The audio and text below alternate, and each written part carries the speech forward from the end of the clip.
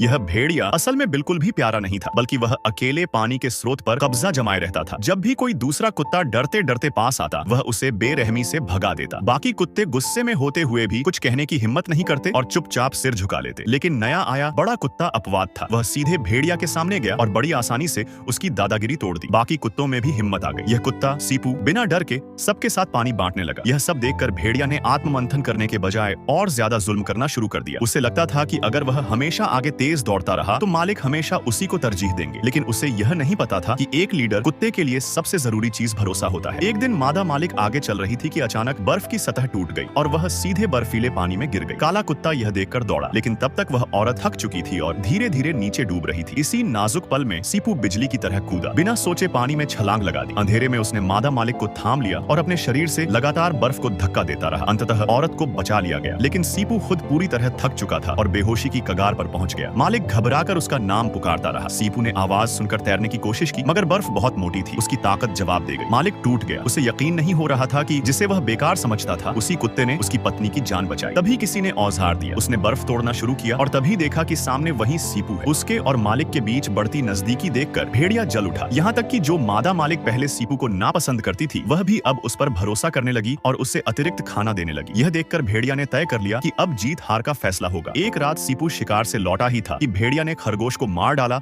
और सीपू को उकसाने लगी। सीपू शहर में पला बढ़ा था, लड़ाई का अनुभव नहीं था, डर के मारे कुछ न कर सका। भेड़िया ने उस पर हमला कर दिया। कद में बड़ा होने के बावजूद सीपू जल्द ही हार गया और जमीन पर गिर पड़ा। भेड़िया ने उसे बेहोश हालत में भी अपमानित किया और फिर बाकी कुत्तों को अपने पाले में करने की कोशिश की, लेकिन कोई उसके साथ नहीं गया। सब सीपू को उठने के लिए उकसाने लगे और तभी सीपू फिर खड़ा हो गया। उसके भीतर की जंगली ताकत जाग चुकी थी। उसकी आंखों की क्रूरता देखकर भेड़िया घबरा गई, फिर भी इज्जत बचाने के लिए आगे बढ़ी। इस बार सीपू ने सही मौका देखकर उसकी गर्दन पकड़ ली, उसे हवा में उठा दिया और जमीन पर दबोच लिया। हार मानकर भेड़िया अकेली चली गई। इसके बाद सीपू को आगे लगाया गया। हालांकि मालिक को शक था, पर अंततः वही लीडर बना। टीम पूरी तरह बदल चुकी थी। आगे ये कहानी ऐसा मोड़ लेती है जिसमें सीपू भेड़ियों का राजा बन जाता है। बीच में उसको कई कठिनाइयों का सामना भी करना पड़ता है। आगे की स्टोरी बहुत ही रोमांचक होने वाली है। इसका फुल पार्ट की लिंक जल्द ही मैं वीडियो के नीचे दे दूंगा। तब तक आप सब्सक्राइब करके रखिए।